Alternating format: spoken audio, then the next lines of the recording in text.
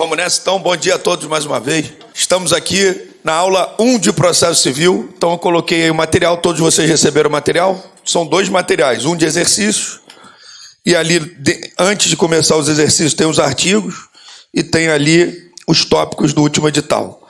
E também o edital organizado, que tem os assuntos e os artigos do lado. Tem uma sugestão aí do livro do desembargador Alexandre Câmara, mas vocês podem usar qualquer outro livro.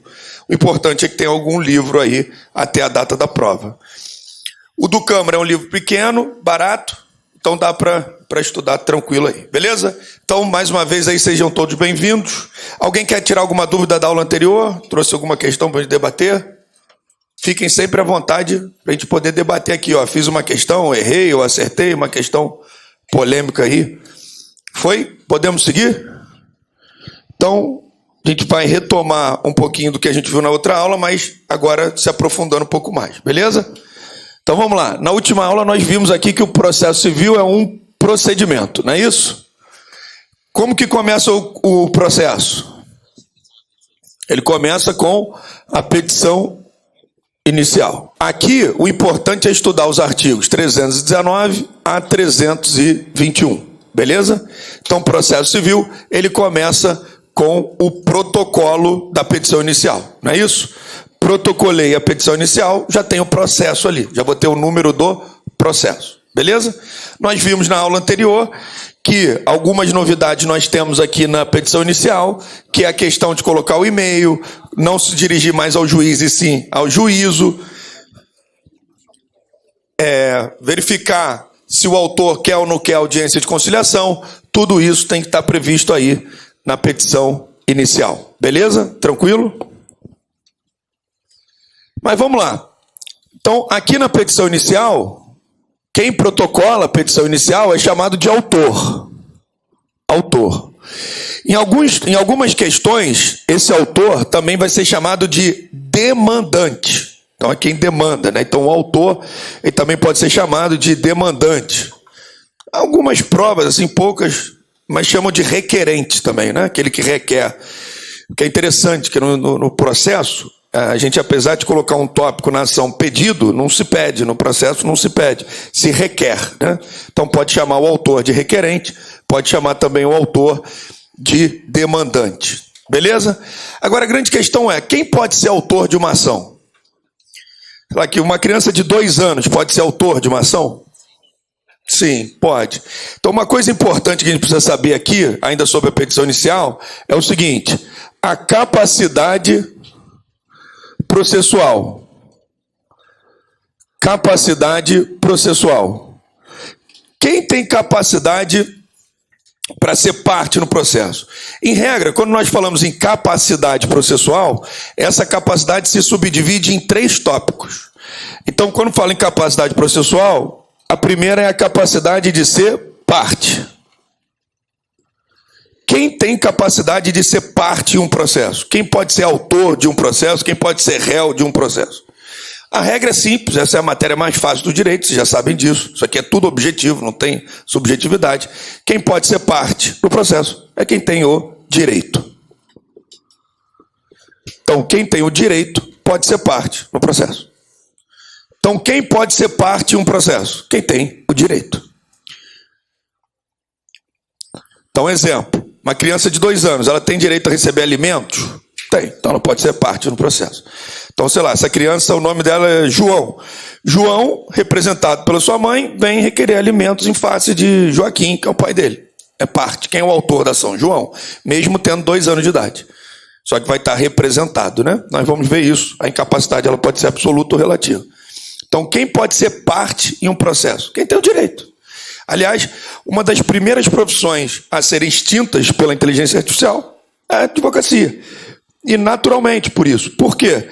Porque ninguém vai ao poder judiciário atrás de um direito que não existe.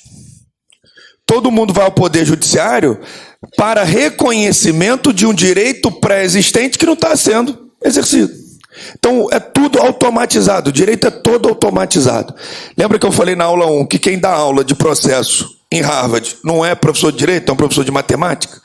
Então, a gente podia até chamar o Jardim, que ele está aí fora, né, professor de raciocínio lá, também poderia dar aula de processo, que é tudo o quê? Tudo previsível, um cadeamento lógico. Vários países fizeram um estudo das profissões que vão ser extintas, a primeira delas é a advocacia, porque já é tudo pré-moldado, né? Lógico que ainda vai demorar um tempo, não é algo da noite para o dia, mas é fácil entender que ela pode ser extinta, porque é tudo pré-moldado. Aliás, a gente fala em inteligência artificial agora. Há mais de 10 anos os escritórios de advocacia já utilizam isso, né? Principalmente aqueles escritórios trabalhistas, o escritório Pinheiro Neto, alguns escritórios já utilizavam. Hora extra, férias, trabalhou um ano, uma férias, um 13º, então já era tudo automatizado. Então quem pode ser parte no processo? Aquele que tem o direito. Então a capacidade de ser parte é aquele que tem o direito. Agora, essa capacidade, ela também tem a capacidade de estar em juízo. Está em juízo. Quem tem capacidade para estar em juízo? Aí é diferente. A capacidade para estar em juízo é aquele que pode exercer o direito. A capacidade de ser parte, basta a parte ter o direito. A capacidade de estar em juízo, sozinha, é aquele que pode exercer o direito. Normalmente, a partir dos 18 anos. Beleza? Então, esse daí tem a capacidade de estar em juízo. Ele não precisa estar representado, nem assistido, nem nada. E, por fim, dentro dessa capacidade aí, existe a capacidade postulatória. Capacidade postulatória. Que, como regra geral, pertencem aos advogados. Então, eu tenho 3 tipos de capacidade. Capacidade de ser parte, aquele que tem o direito. Capacidade de juízo, aquele que pode exercer o seu direito, em regra, a partir de 18 anos. E a capacidade postulatória, de postular. Essa é dos advogados. Artigo 133 da Constituição Federal. Beleza? Tem exceção? Tem. Nós temos 5 exceções aí que caem em prova. Então, essa capacidade postulatória aqui tem 5 exceções. Primeira exceção, a mais conhecida de todas, é HC, habeas corpus. Para entrar com habeas corpus, para entrar com HC, não precisa ser advogado. Qualquer um do povo pode protocolar um habeas corpus. Então, um exemplo é o caso do Lula, o presidente da República. Quando ele foi preso, mais de 1000 habeas corpus foram protocolados. O MC também opôs vários habeas corpus sendo protocolados. Qualquer um, não precisa nem de procuração. Qualquer um pode entrar com HC. Beleza? Depois, a Justiça do Trabalho, também em primeira instância. Então, a Justiça do Trabalho também não precisa de advogado, em primeira instância. O reclamante ali, o trabalhador, ele pode fazer uma reclamação no Justiça do Trabalho sem a necessidade de ter um advogado, em primeira instância. Juizados, né? Juizados também, normalmente até 40 salários mínimos também não precisa de advogado. Então, juizado especial até 40 salários mínimos não precisa de advogado, bem tranquilo, não precisa. A própria parte ali teria a capacidade de postular. Então, juizados aí não precisa de advogado. Também não precisa de advogado PA, que são os processos administrativos. Então, se você quiser fazer um recurso de uma multa de trânsito do Detran, precisa ser advogado para recorrer de uma multa de trânsito. Então, do INEA, do PROCON, seja lá qual órgão for, processo administrativo não precisa de advogado. Beleza? E também, outros juizados aí, são juizados da Justiça Federal e juizados fazendários, mas lá vai ser até 60, não até 40. Tranquilo? Então, capacidade processual, eu tenho a capacidade de ser parte, capacidade de estar em juízo e a capacidade postulatória. Essa capacidade aqui, ela não se confunde com a legitimidade. Porque no Brasil, nós estudamos, não foi uma aula, mas na exposição passada, para a gente dominar processo civil, precisa conhecer isso aqui. Ação, processo e jurisdição. A gente precisa conhecer isso aqui, ação, processo e jurisdição. Na última aula nós falamos, olha, no Brasil o direito de ação é incondicionado. Qualquer um que quiser entrar na justiça pode entrar, lembra disso? Eu até falei para vocês que aqui no Brasil é interessante.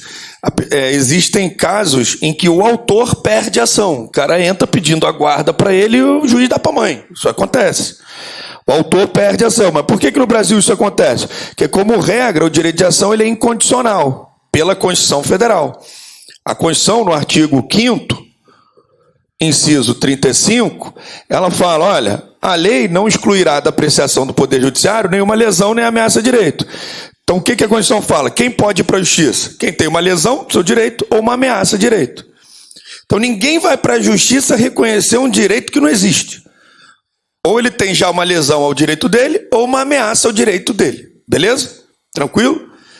Existe ação no Brasil que o cara vai para a justiça reconhecer um direito que ainda não existe? Existe. É o chamado mandado de injunção. Vocês vão estudar em direito constitucional. Mas, como regra, a pessoa vai ao judiciário atrás do reconhecimento de um direito pré-existente. Então, pela Constituição, o direito de ação ele é incondicional, ele é universal. Quer ir para a justiça? Pode ir. Só que o CPC, que é a Lei 13.105 de 2015, que é o Código de Processo Civil, ele vai regulamentar esse direito de ação. Fala, beleza, a Constituição fala, olha, quer vir para a justiça, venha. Mas para chegar aqui na justiça, você vai ter que preencher alguns requisitos. Como regra, vai ter que contratar um advogado, porque isso aqui é exceção. Capacidade postulatória é exceção. Vai ter que me dar o teu comprovante de residência, vai ter que qualificar o autor.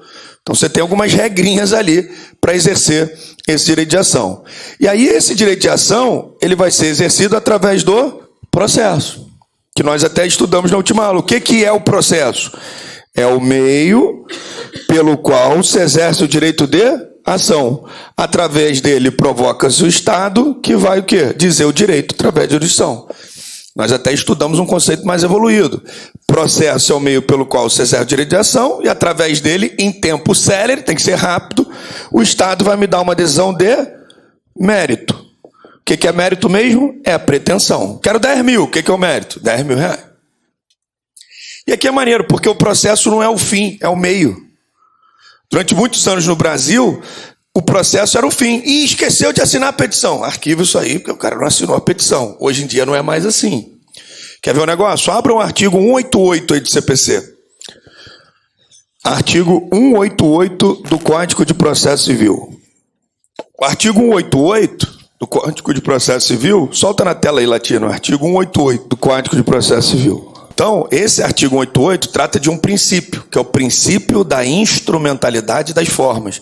Fala, olha, quando a lei mandar praticar o ato de uma forma, se você praticar de outra, mas cumprir a finalidade, o ato é válido. Nós até vimos na exposição anterior que, pelo Código de Processo Civil atual, o advogado pode intimar o advogado da outra parte, desde que ele faça pelo correio e junte o aviso de recebimento. Eu falei para vocês, mas se ele fizer por WhatsApp? Se cumprir a finalidade, está cumprido, não tem problema nenhum, beleza? Então, qual é o nome do princípio que diz que o processo é meio e não é fim? Qual é o nome do princípio? Qual é o nome do princípio que o processo é meio e não é fim? Instrumentalidade das formas. Tem outro artigo também, já quer anotar? Porque isso está no edital aí. Artigo 277, baseado no último edital, né? O que diz aí o artigo 277?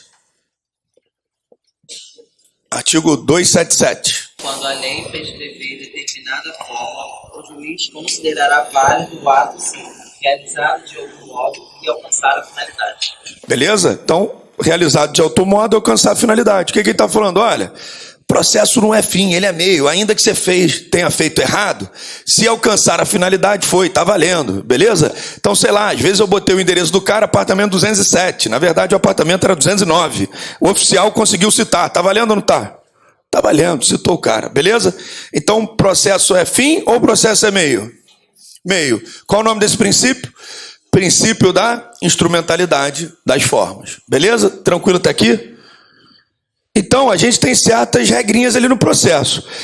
Dentro desse direito de ação, o CPC, ele vai trazer algumas condições.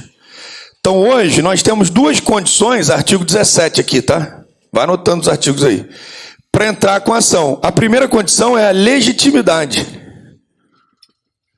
E a segunda é o interesse.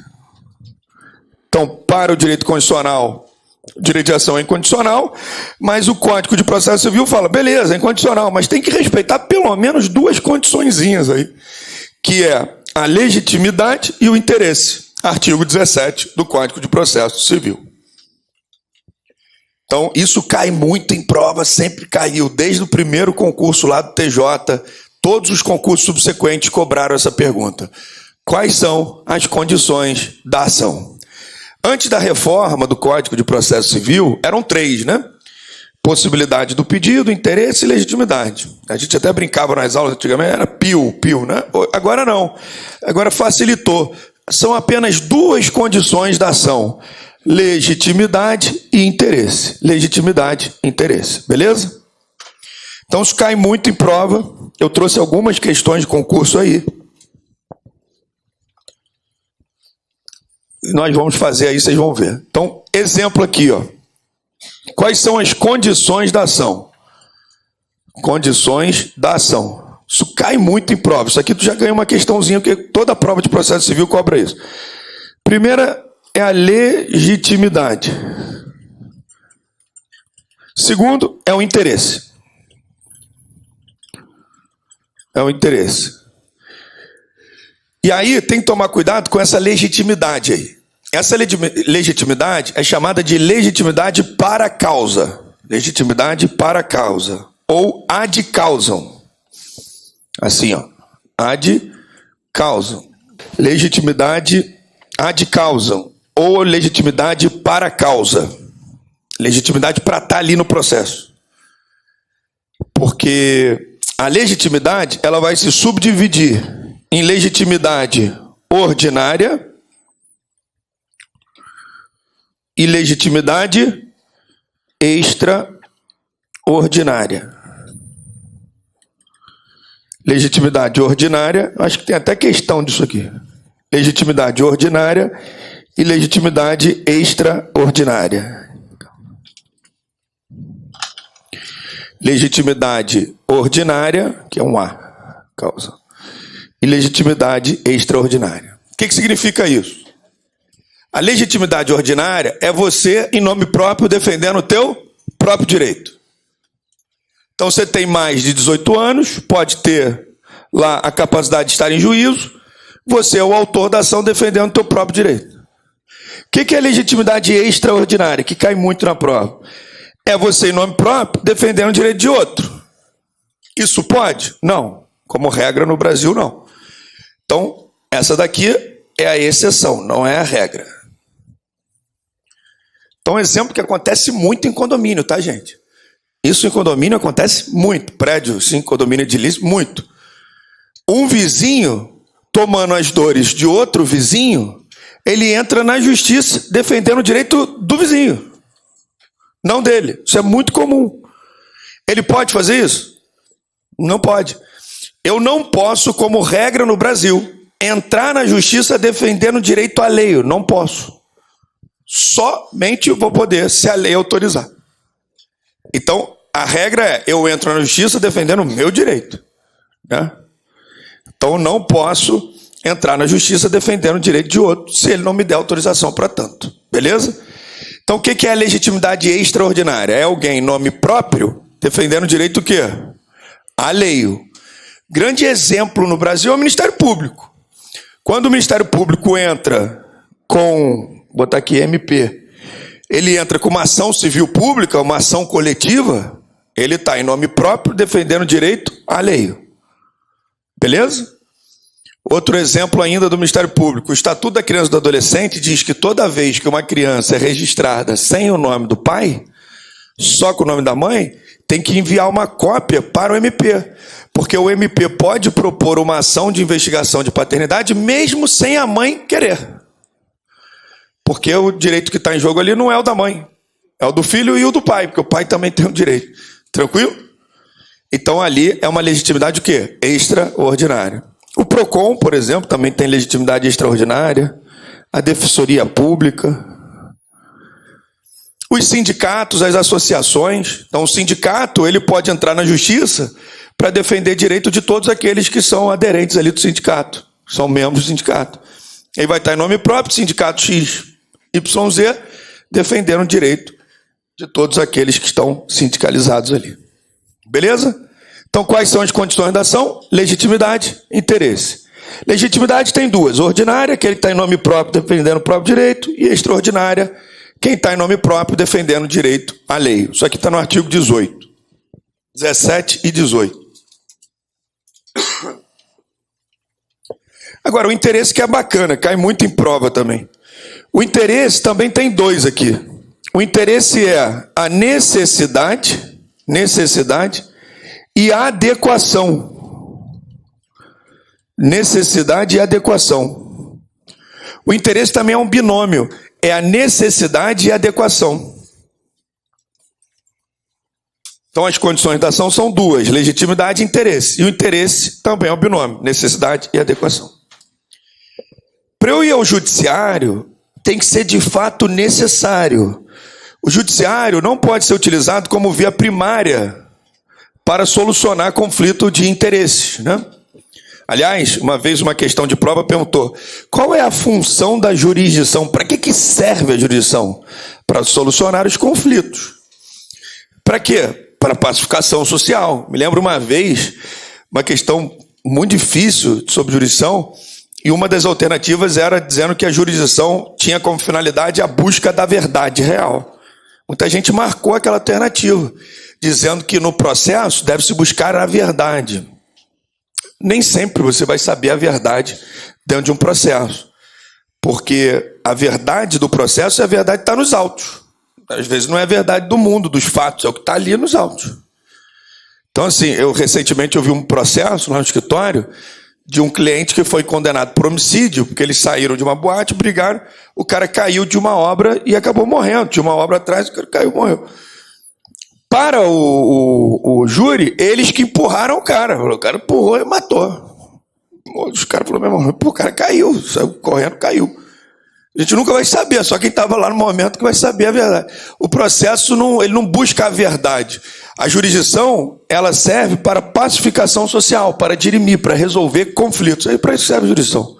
Mas não é para buscar a verdade, né? Diferente do processo administrativo.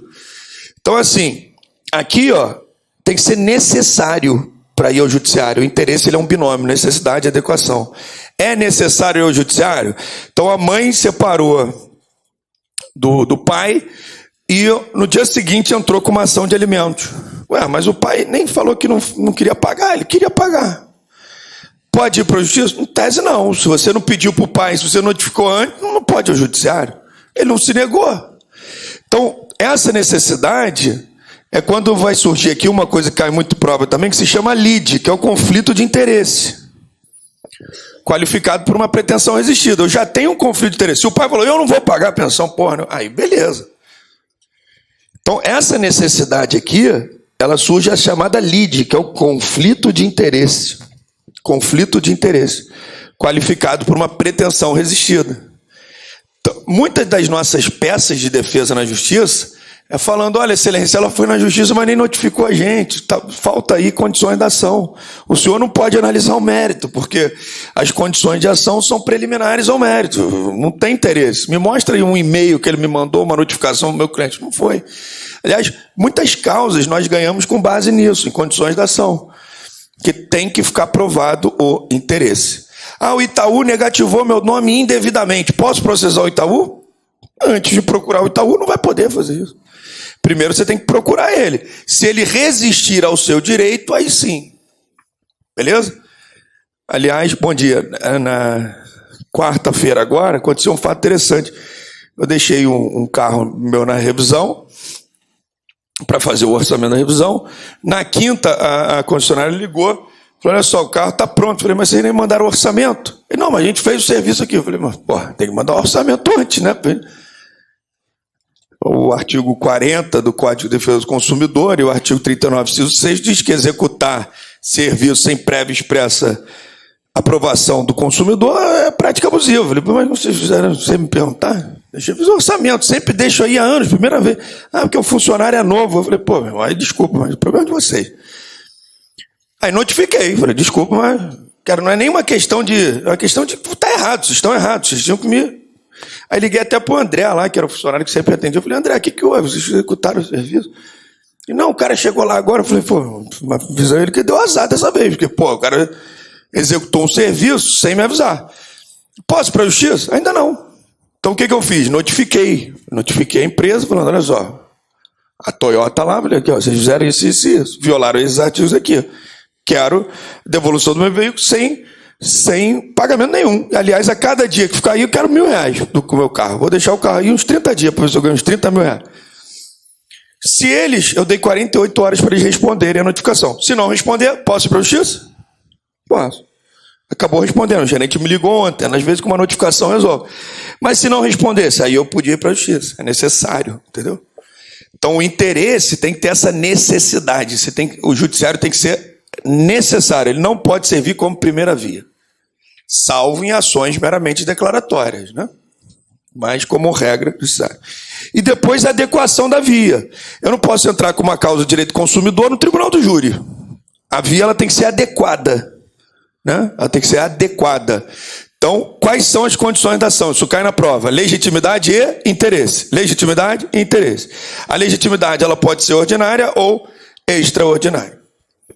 Interesse é a necessidade e a adequação da via. Beleza? Tranquilo.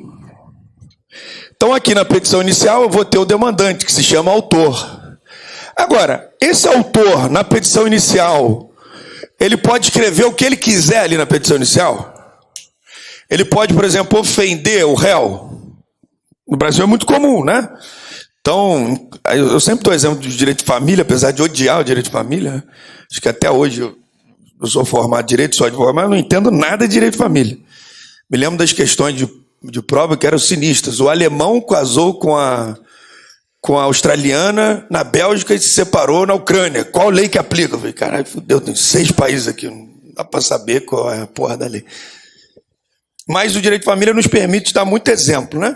E é muito comum quando os pais se separam, principalmente a mãe que quer pedir pensão, fazer lá uma denúncia caluniosa na delegacia, para usar a lei Maria da Penha a favor, um falar mal do outro, né? Isso é muito comum no processo. Cara, não sei o quê, fuma maconha, ou escuta o poço. Um xinga o outro. Em processo de família, é natural, talvez costume, um xingar o outro, difamar o outro. Às vezes, por isso até que no Brasil tem uma lei de alienação parental, que dependendo da forma de xingamento, aquilo pode configurar até uma alienação parental. Então, uma coisa interessante aqui, para a gente já saber desde logo, é que essas partes têm os chamados deveres. Deveres das partes. Então, se você pegar lá o artigo 77 e 78, e você pegar o edital, um dos tópicos do edital vai estar lá, 2 deveres das partes. Aliás, e dos procuradores também, que nós, advogados, também temos lá os nossos deveres. Então, uma coisa interessante sobre os deveres das partes é o artigo 78, que é a questão de empregar expressões ofensivas ou injuriosas. Durante muito tempo no Brasil, isso não só era comum, como era plenamente admitido. Era normal. Aliás, com a reforma do Código de Processo, o que veio a nova legislação foi tentar corrigir os erros e as irregularidades passadas. Falando, pô, vamos tentar evitar isso.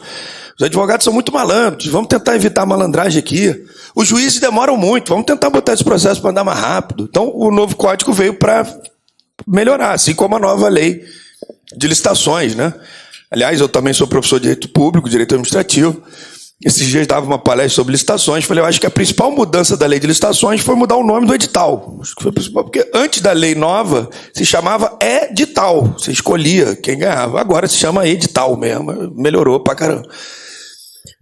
Que é a mesma coisa do CPC. Também visou corrigir erros do passado. E no passado, se o pai xingasse a mãe ou a mãe xingasse o pai, não dava nada. É plenamente comum aquilo ali, não é a litigância de má fé, tá de má fé porque me xingou, lógico que não. Aliás, é muito interessante que os advogados acham que tudo é má fé, né? Tudo é má fé. E sempre foi comum aquilo. Xingava, printava, conversa. Agora não se admite mais print, mas durante muito tempo se admitia print de conversa. Printava, botava na petição e ninguém sofria nada. O novo Código de Processo Civil falou, olha, calma aí, agora vai melhorar um pouquinho. O juiz, artigo 139, tem poder de polícia. Então, se alguém falar alguma besteira, uma expressão ofensiva ou injuriosa, o juiz pode caçar a palavra. Então, grande novidade do código. Olha, o juiz pode caçar a palavra. Uma outra novidade é que se alguma das partes, seja o réu, seja o autor, seja um terceiro, que vocês vão ver na próxima aula aqui também, além do autor e do réu, terceiros podem ingressar nesse processo.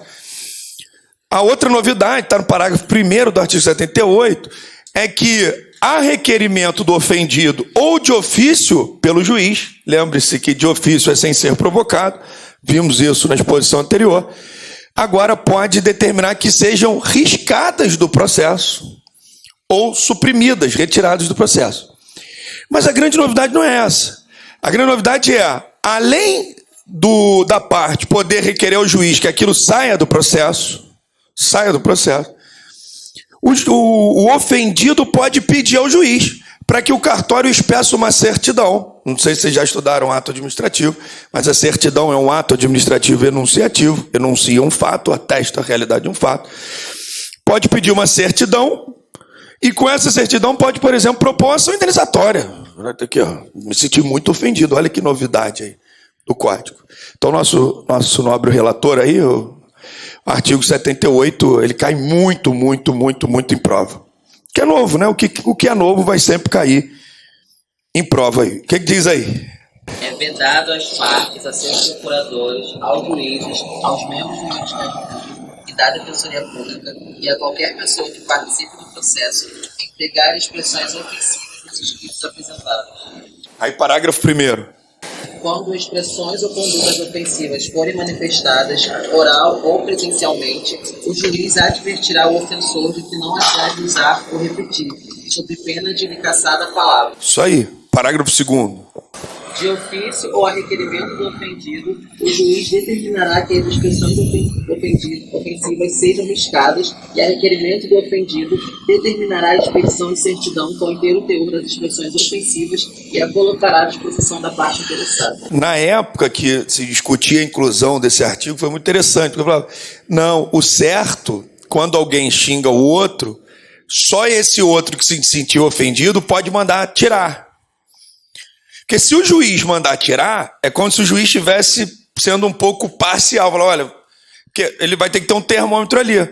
E aí, se você perceber, tem uma puta de uma pegadinha de prova aí, porque ele diz assim, há requerimento ou de ofício, ou seja, pode o juiz, pode o ofendido, pedir para tirar a expressão ofensiva. Porém, olha o final do parágrafo 2º. A certidão o juiz não pode mandar. Por exemplo, o juiz não pode incentivar ninguém a entrar na justiça. Olha, te ofendeu. Quer que eu te dê uma certidão para tu entrar com ação indenizatória contra ele? Não pode o juiz fazer isso. Então, lê, por favor, de novo o final do parágrafo 2º. Está vendo que tem uma pegadinha aí? Isso. Então, a certidão, o ofendido que tem que pedir. Mas, para arriscar, pode o juiz, não pode? Beleza? Então aí tem uma pegadinha, tá? Lembrando que de ofício é sem ser provocado, aí seria o juiz ali. Tudo bem? Então vamos lá. O autor, o réu, eles podem empregar expressões ofensivas no processo? Sim ou não? Não. Se isso acontecer e for oralmente, o juiz pode caçar a palavra? Na aula anterior, na exposição anterior, porque quem está no ambiente virtual, essa é a aula 1, mas nós tivemos aqui um encontro anterior, só para a gente debater aqui a forma de estudo. No encontro anterior, nós vimos aqui algumas questões. Não entramos na aula efetivamente.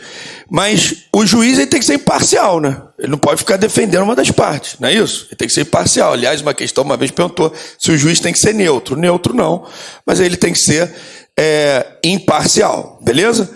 Então, o autor aqui, assim como o réu, eles têm que cumprir o quê? Esses deveres. Se for uma audiência oral, uma forma oral, o juiz pode caçar a palavra? No encontro eu falei para vocês, está na dúvida na prova se o juiz pode ou não pode, o juiz o quê? Pode tudo. Então o juiz pode caçar a palavra? Pode. Se isso estiver escrito em algum lugar, o juiz pode mandar riscar ou suprimir? Pode, ele só não vai poder mandar o quê? Pedir a certidão. Tudo bem até aqui? Outra coisa interessante aqui dessa petição inicial é o artigo 2º. Alguém pode ler aí o artigo 2º? Que é o princípio da inércia. Artigo 2º do CPC. Como regra geral, a jurisdição ela tem que ser provocada. Diferente do processo administrativo, né? No processo administrativo a gente pode de ofício, né? Já no processo judicial não. O juiz ele só atua mediante provocação. Qual é o nome desse princípio? Princípio da inércia. O que diz aí o artigo 2º? Aliás, esse artigo tem dois princípios. O princípio da inércia e o princípio do impulso oficial. Dizia um professor, que ele falava assim, quem sabe princípio sabe tudo. Realmente, uma vez caiu numa prova de juiz aqui do Rio, para que serve a lei? Uma prova foi até a prova oral. Na última fase do concurso de juiz, o desembargador perguntou para o candidato que queria ser juiz, para que servem as leis? Né? E o gabarito foi, as leis servem para dar efetividade aos princípios. Então, o princípio, em tese, é mais importante que lei. Quem sabe princípio, sabe tudo. Ali nós temos ali o princípio da inércia e o princípio do impulso oficial. Esses dias, aliás, aconteceu um fato interessante. Nós perguntamos a um cartório, nós falamos, olha, o juiz determinou a expedição do mandado e até hoje vocês não expediram o mandado. Ele falou, não, mas vocês também não pediram. Eu falei, mas não precisa pedir, é impulso oficial, é vocês que fazem isso aí, pô. Então eu dou entrada no processo, o resto é com o judiciário. Tranquilo? Vocês vão ver ao longo do processo que esse princípio do impulso oficial, ele é muito visto pelo juiz. Exemplo, às vezes a parte abandona o processo. Abandona, esquece o processo. O juiz fica intimando lá, de andamento. Ele fica tentando impulsionar o processo. Beleza? Tranquilo? Então o processo começa por iniciativa da parte, inércia. Tem exceção? Tem várias exceções. Mas como regra, o processo começa por iniciativa da parte. Beleza? São várias exceções. Sei lá, vamos dizer uma exceção aqui ao princípio da inércia. Você tem lá no caso do direito de família, mais uma vez, a herança jacente. Então aqui exceções, né? Herança jacente, que é aquela em que não deixa herdeiros. O processo pode começar de ofício pelo Poder Judiciário. No concurso do TJ caiu uma outra exceção, né? Que seria restauração de autos. Também é uma exceção. Tem várias exceções, podia ficar aqui o dia inteiro falando de exceção. No Código Civil tem a questão do ausente, o cara que sai para fumar um cigarro nunca mais volta. Então tem várias exceções onde o processo poderia começar sem a parte da entrada, né? A regra é, o processo se inicia por vontade da parte, princípio da inércia. Mas a herança jacente, aquela que não tem herdeiros, a restauração de autos do artigo 712 do CPC, essa daí o juiz pode de ofício mandar instaurar os autos novos com novo número de processo, com novo número de processo, porque sumiu o processo, ele vai ter que mandar restaurar os autos. Isso aí seria exceção ao princípio da inércia. Então, no Brasil, esse direito de ação ele é universal, ele é restrito, porque tem um outro princípio aqui que também que é interessante, porque no edital de vocês está princípio, então é melhor ver alguns princípios. Já vimos aqui o princípio da instrumentalidade, né? Princípio da instrumentalidade, princípio da inércia. Tem um outro princípio que é muito em prova, que é o da inafastabilidade. Princípio da inafastabilidade. É o artigo 5º, inciso 35 da Constituição Federal. Princípio da inafastabilidade da tutela jurisdicional. Princípio da inafastabilidade da tutela jurisdicional. Que aí para a justiça vai. Né? Seja aquele que tem uma lesão ou ameaça o direito. Princípio da inafastabilidade da tutela jurisdicional. Também no CPC, muito bom. No artigo 3º do CPC também. Agora, outros princípios importantes aí também é o princípio do contraditório. Se você pegar o artigo 7º ali no CPC, nós temos uma novidade interessantíssima também. Você sabe que antigamente, quando nós fazíamos uma petição inicial, entrar na justiça aqui, hoje é o GPT que faz, mas teve uma época que os advogados faziam a petição inicial, e um dos pedidos da ação, olha que interessante, um dos pedidos da ação era esse aqui, ó, citação do réu. Aliás, pelo Código de Processo Civil anterior, se você esquecesse de pedir a citação do réu, tua petição estava errada. Estava errado. O juiz mandava você corrigir. No novo Código de Processo, se você for ler o artigo 319, pedir para citar o réu não é mais obrigatório. Aliás, é até atécnico, alguém que pede para citar o réu. Por quê? Porque o artigo 7º do Código de Processo Civil diz que o princípio do contraditório ele tem que ser zelado pelo juiz. Quem tem que verificar no processo se o contraditório está sendo cumprido ou não é o juiz. Até porque o autor não vai falar, excelência, eu juntei um documento aqui, o réu não viu. Pergunta para o réu se ele quer ver. O autor não vai fazer isso. Pelo contrário, ele vai tentar botar sem o réu ver.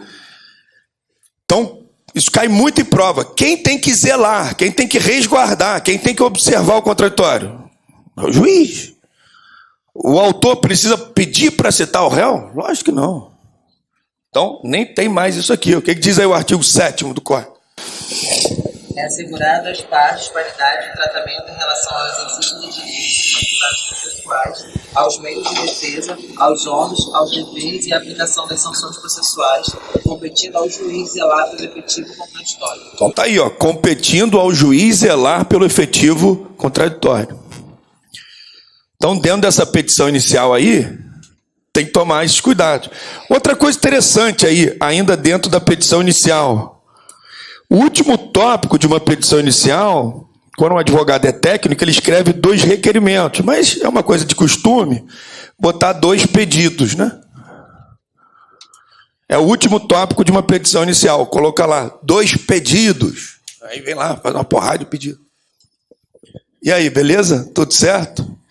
Que é uma outra coisa interessante, que no Brasil as petições iniciais têm 1 milhão de pedidos. Se você for na Justiça do Trabalho, então, o cara vai pedir tudo. Na dúvida, tinha uma professora que dá aula aqui, não sei se ainda dá, professora Evelyn Poiares, ela falava assim, na dúvida, pida.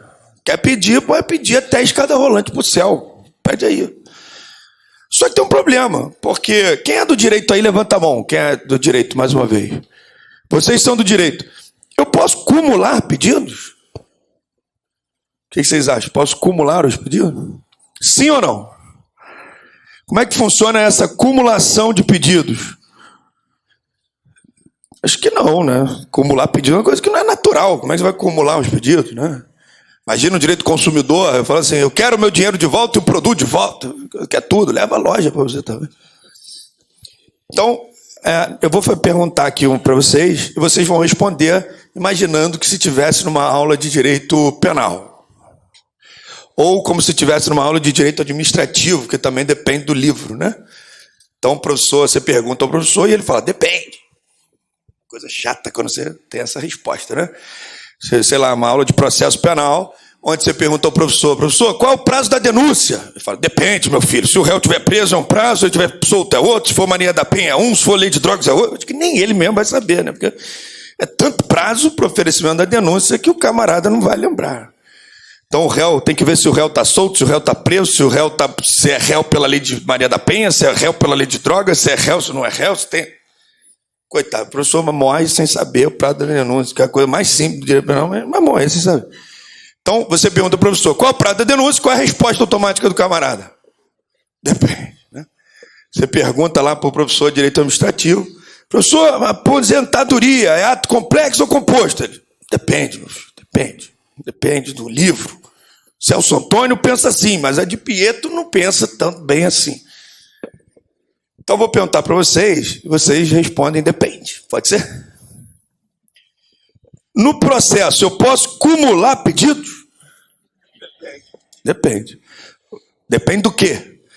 Para eu cumular pedidos dentro do processo, eu preciso obedecer 3 requisitos. Vamos anotar. Lembrando que hoje a gente está dando uma olhadinha aqui na petição e a gente ainda está na inicial, né? Tem até que avançar um pouquinho, senão a chefe me demite aí. Fala, o que você deu hoje lá na aula? É petição inicial, chefe. Só inicial. Mas ficou o dia inteiro, a gente viu lá inicial.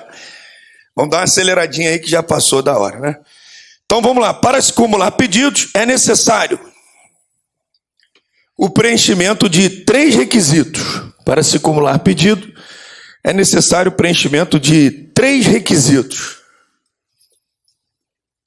Primeiro requisito, mas a regra é, não cumulem. Quem é advogado aqui está na dúvida, não cumula não, tá ok?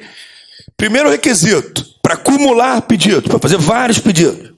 Primeiro requisito, compatibilidade. Primeiro requisito, portanto, compatibilidade. Primeiro requisito, compatibilidade. Vou explicar. Os pedidos têm que ser compatíveis entre si. Um erro que acontece muito no direito de família é o seguinte: eu quero pagar alimentos, mas eu também quero a guarda. Calma aí, não estou entendendo. Você quer pagar alimento para você mesmo? Então eu explico isso aí. Por isso que a maioria dos juízes no planeta Terra, não é só no Brasil, não aceitam a ação de alimentos junto com a ação de guarda, até porque é meio incompatível. E os ritos também são diferentes, são leis diferentes, são procedimentos diferentes. Então não dá para falar de alimentos numa ação que se discute guarda, porque não é compatível. Né? Então é muito incompatível isso. No direito consumidor, olha, o consumidor quer o dinheiro de volta e o produto também, a substituição do produto também. Não, calma aí, ele quer uma coisa, ele quer outra coisa, porque nesse caso o pedido ele é misto alternativo, ele não é um pedido cumulativo, ele é alternativo. Ou ele quer o dinheiro de volta, ou ele quer a substituição do produto. Qualquer uma das coisas estaria satisfeito, mas as duas, né, demais.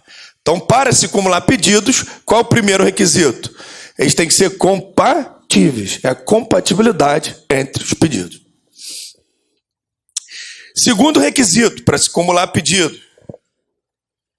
O segundo requisito é que os pedidos eles sejam feitos dentro do mesmo rito processual, dentro do mesmo procedimento. Isso aqui rapidinho. Dentro do mesmo procedimento. Dentro do mesmo procedimento, dentro do mesmo rito processual. Então, isso tem que ser dentro do mesmo procedimento. Se observe o rito processual. Quer ver uma coisa muito também que os advogados erram muito? Entra com mandado de segurança e dentro do mandado de segurança pede produção de prova. Sendo que o mandado de segurança, vocês vão estudar com o professor de direito constitucional, mandado de segurança, a lei diz que a prova tem que ser pré-constituída. Eu não posso pedir prova no mandado de segurança. Aliás, tem uma exceção dentro da lei do mandado de segurança. Se eu não tenho a prova, mas eu sei onde ela está, eu posso pedir para o juiz pegar. Mas eu não posso pedir prova pericial dentro do mandado de segurança, né? Prova testemunhal no mandado de segurança.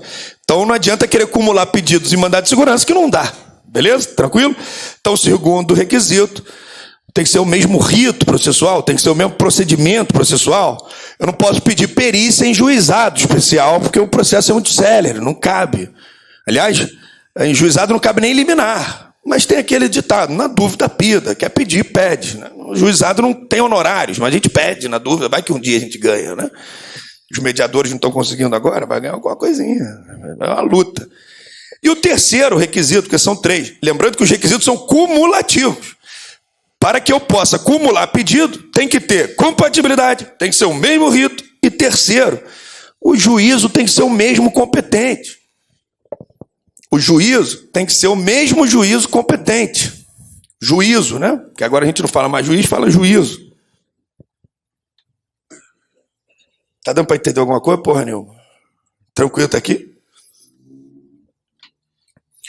Então, pode acumular pedidos? Depende.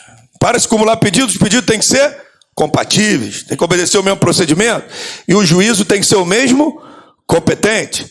Um exemplo que também erram muito na prática. Aliás, esses dias eu fazia uma reunião com um cliente assim, bem interessante, mas meu advogado não viu isso. Falei, fica tranquilo, cada 10 advogados, um vê isso aí. Não é questão que eu estou falando mal dele, porque ninguém sabe mesmo. Então, a gente que sabe um pouquinho já sai na frente. Eu trabalhei com um desembargador, fui 9 anos assessor de desembargador, e um desembargador, ele atendia os advogados, ele sempre me chamava. Ele, tá vendo como é fácil ganhar dinheiro na advocacia? Tá vendo como é fácil? Perguntei um negócio pro cara, ele quase desmaiou aqui na minha frente. Então, tem coisas que às vezes são muito bobas, e a gente sabe o básico e já larga na frente. Isso aqui não é nada. Às vezes tem um cara, mas o Sancler é muito inteligente. Não, isso aqui é o básico do básico. Quer ver uma coisa que erram muito na justiça? A mulher, mais uma vez, exemplo de uma mulher. A mulher casada com agente público, né? Porque eu não sei se já estudaram direito administrativo. Quando nós estudamos direito administrativo, nós estudamos as categorias de agentes públicos, agentes políticos, os agentes administrativos, os militares e os particulares em colaboração. Então você tem várias categorias de agente público, né? Dentro de agente público lá, você pega lá, sei lá, um agente administrativo. servidor. Pô. E aí, o servidor morre. A companheira dele, em tese, tem direito à pensão por morte. Só que ela está com ele há 15 anos e nunca fez, no casamento, tampouco a ação, o reconhecimento de união estável no cartório. Isso é até interessante no Brasil, que as pessoas acham que pelo fato de estar 15 anos com a outra, está em união estável. Não está. Você pode estar 100 anos com a pessoa e não ter união estável. A outra pode estar 2 semanas e ter união estável. Então, ela não foi no cartório, ela não tem união estável.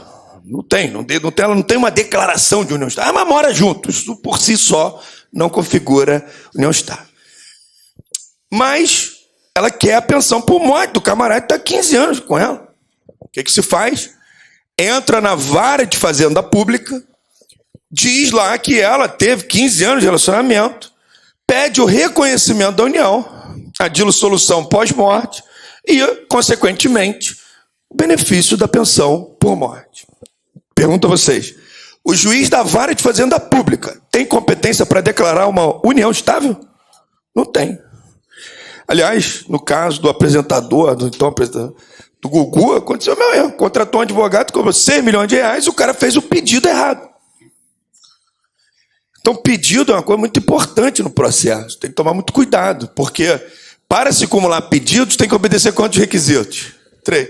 E é interessante que as provas de concurso, elas dizem assim, para se acumular pedidos, os pedidos precisam ser compatíveis, o procedimento tem que ser o mesmo, o juízo tem que ser o mesmo, competente e tem que ter conexão. Opa, são 3, não são 4. Ainda que eu não saiba os 4, eu sei que são 3. Tem coisa em concurso que a gente acerta sem saber, né? É interessante esse negócio. Eu sei que são 3, não lembro os 3, mas 4 não são. Eu não vou nascer, não. Eu vou em outra que me mostre que são 3. Então, para se acumular pedidos, são necessários quantos requisitos? 3 requisitos. Se eu não me engano, aí tem que lembrar, está no artigo 322, 323 lá do Código de Processo. Vamos à leitura. Então, olhem aí, por favor, o artigo... E vai grifando o teu código aí, hein? Artigo 327. O que diz aí? É lícita a acumulação em um único processo contra o mesmo réu de vários pedidos, ainda que entre eles não haja conexão. Isso. E aí, cuidado, que tem banca que fala, para se acumular pedidos, precisa ter conexão, que a gente vai estudar mais à frente o que é. Pode seguir. Eu só inverti a ordem, mas os requisitos são os mesmos. Perfeito. Tem até uma flexibilidade aí, ó. Parágrafo 2º. Quando para cada um pedido corresponder tiver direito de procedimento, será admitida a acumulação do autor se empregar o procedimento comum. Então, se o procedimento é o único que admite flexibilidade, é o procedimento. Ele podia ter ido ao juizado. Dane-se, ele quer perícia, ele foi à justiça comum. Tá? Então, ele joga tudo para o procedimento comum. Beleza? Então, tá aí, acumulação de pedidos. Vou perguntar de novo aí para a turma. Posso acumular pedidos? Depende. Por quê? Tem quantos requisitos? 3. Então, não é uma coisa assim, sai acumulando pedido. E aí, é muito grande, né? O processo aqui, eu vou tentar sempre pegar as questões mais cobradas em prova. Cumpri os 3 requisitos. Agora eu vou para o tipo de acumulação. Pedidos. Por exemplo, direito penal é muito interessante também, porque no direito penal, a tese de defesa sempre faz 1,5 milhão de pedidos. Olha, ele não matou. Mas se matou, não matou porque era mulher, não. Matou porque tinha que matar, pô. Não é porque quando mata a mulher agora tem um agravante, né? Então é que interessante no direito penal. Isso acontece muito quando pega a pessoa com droga. Lembrando que o Supremo autorizou até 40 gramas. Passou de 40 aí que vai ser o negócio. Aliás, fico me perguntando como que o Supremo chegou a esse número. Já se perguntaram, hein? Eu até desconfio. Sou do subúrbio, gente, não é uma coisa que pra gente é um ineditismo, uma droga. Não tem problema não. É público, é o Supremo Tribunal Federal que julgou. Fico me imaginando como chegaram a 40 gramas. Acho que deve ter sido assim. Vamos para o julgamento, ministro. E aí, ministro, como é que a gente vai fazer hoje? Vamos liberar tudo? Porque no início do julgamento era para liberar drogas, né? Porque a lei não é a lei da maconha, é a lei de drogas. Até o primeiro ministro que votou falou, não, tem que liberar tudo. Lançar perfume, cocaína, tudo. Né? E aí Fico me pensando, como é que chegaram a 40 gramas? Eu até desconfio. Quem fuma aqui? Levanta a mão. Tem vergonha? Tá tudo bem. Perguntar se está Damasceno, acho que ele levanta. Então, veja, como eles chegaram a esse número? Mas eu fico imaginando, o ministro deve ter falado para outro, ministro, e aí, vamos decidir quantos gramas? Ah, cara, sei lá, normalmente vem de 25 gramas. Mas sempre mirra, né? Vem 20, né? Sempre alguém pã. Mas na pedra, normalmente é 25. 25 dá 50. Outro ministro falou, não, mas no caminho sempre alguém tira. Bota muito plástico. Não, então vem 20. Então vamos autorizar 2 de 20, 40. Pronto, está resolvido. Aí autorizaram no plenário 40 gramas. Hoje não é mais considerado crime, né? Mas vamos supor que o cara está com mais de 40 gramas. Ali. E aí pega um camarada cheio de droga lá e o cara vai preso. Hoje em dia não é mais para prender, mas o cara tinha muito, não tinha 40 gramas, tinha 40 quilos, né? Então prendeu o cara. Aí o Ministério Público acusa ele de tráfico de drogas. O que o advogado dele vai fazer na tese de defesa? Ele não é traficante, ele é usuário. Mas, subsidiariamente, caso Vossa Excelência entenda que ele é traficante, ele não é, mas caso Vossa Excelência entenda que ele é um traficante eventual. Porque aí lá na lei de drogas, a lei 11.343, 2006, diz que ser o traficante eventual a pena é o quê? Reduzida. Se ele pertence à facção criminosa, ele é aumentada a pena. Fala, ele não pertence a nenhuma facção criminosa, é eventual. Mas se Vossa Excelência entender que não era eventual, é importante dizer que ele não pertence a nenhuma facção. Então você vê, tem vários pedidos ali subsidiários. Alguns professores dizem que esses pedidos são chamados de pedidos Sérgio Moro, porque quando o Sérgio Moro foi pego nas interceptações telefônicas, ele falou assim, essa voz não é minha. Mas se foi minha, eu não quis dizer isso não. É interessante, né? O direito é bonito demais, né? Aliás, essa semana eu assisti os interrogatórios lá do ex-presidente, dos generais. É interessantíssima a tese de defesa. Não houve tentativa, não. Nós nos reunimos, fizemos a minuta, falamos com todo mundo, queríamos fazer, mas a gente não queria fazer nada com ela. Aí o ministro falou... Aí eu tenho, lá no meu prédio tem um pastor que ele é bolsonarista doente. Eu estava lá na sauna com ele. Mas não estava assinado. Eu falei, mas ministro, precisava estar assinado? Precisava estar assinado para cometer o crime? Então, assim, tem coisa no direito que a gente tem que tomar cuidado, até para vocês advogados, que não se nega uma coisa que todo mundo viu. Uma criança de 2 anos sabe que tentaram e incentivaram mesmo.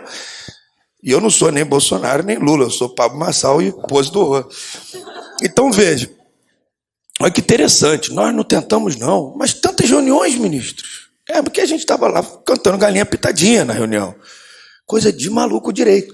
Você vê, todo mundo viu, o negócio estava impresso, estava todo mundo lá pedindo, vamos. Não, mas a gente não quis. Mas queriam fazer o quê? Não sei, jogar um dominó. É tipo tirar o ministro para otário, né? Se o ministro dava voz de prisão para eles, todos ali naquela hora. Desculpa, mas vocês estão aqui querendo sacanear o judiciário, né? Porque, como é que não quis? Mas não estava assinado. Mas estava, mas escreveram, né? Alguém escreveu, né? Mas não assinou. Então, estagiário. Então, o direito tem essas coisas, são bonitas, são muito bonitas, né? Então, quando eu faço cumulação de pedidos, existem várias espécies de pedido.